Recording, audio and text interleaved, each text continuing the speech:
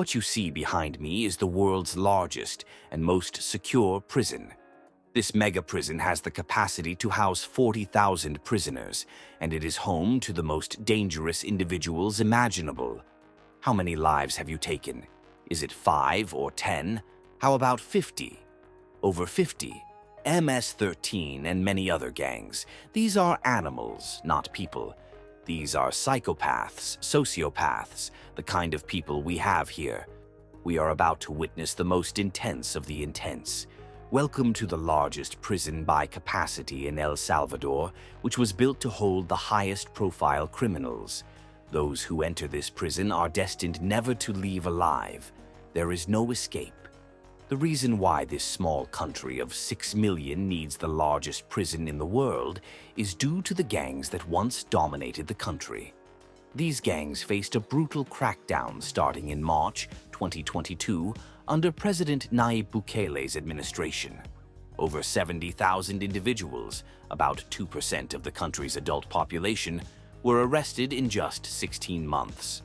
Buses transported thousands of gang members to the prison in a tightly coordinated nighttime operation. Sitting one behind the other, heads lowered, they looked like a single mass, surrounded by armed guards. None of them dared to resist. Their lives changed in a day. In this documentary, we will interview one of them, a ruthless gang leader known by the nickname Psycho.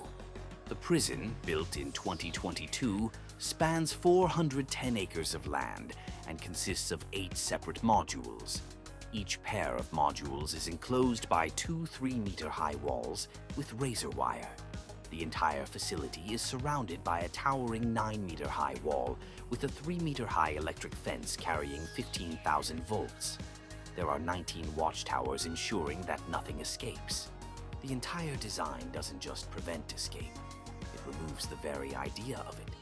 We have permission from the presidency to enter, but before entering the prison, we must go through a thorough security check. The security process is so intense that we must leave all our personal belongings behind. The guards even perform body searches, and it takes over an hour to pass through security, even though we were invited as media. Once inside, we are taken to the registration room.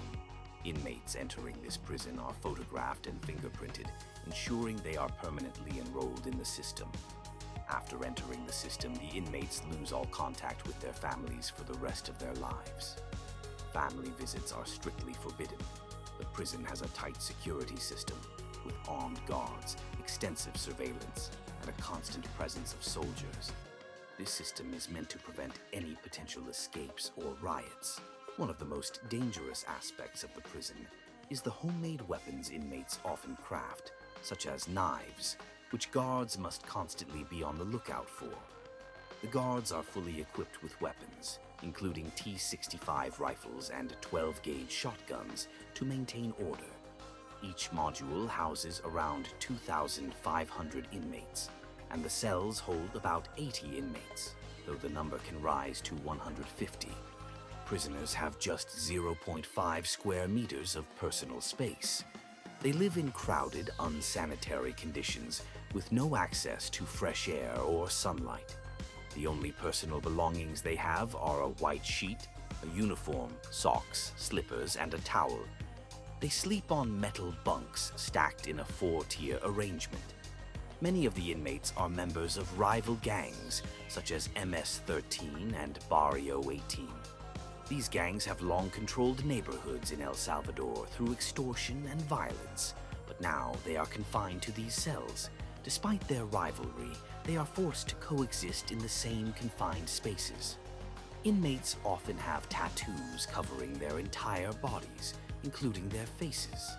These tattoos signify their gang affiliations and violent actions.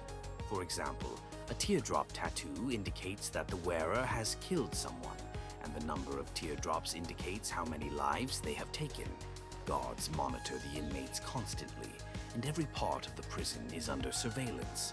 The modules are brightly lit at all times, and prisoners often block out the light with their towels to sleep.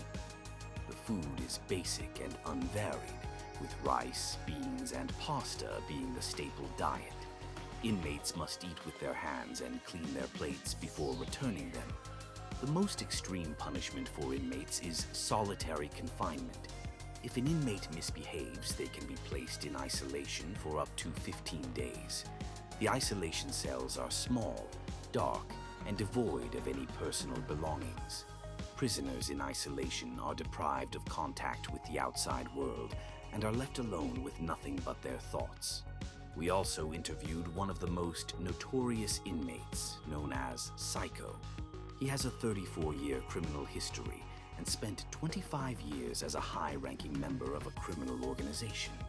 During the interview, he reflects on his life of crime, expressing regret but also acknowledging the irreversible consequences of his actions.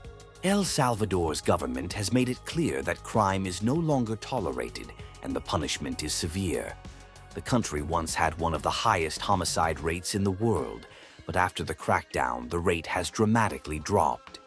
El Salvador is now among the safest countries in the world, but the controversy remains about whether this approach is truly just or simply a way to control chaos.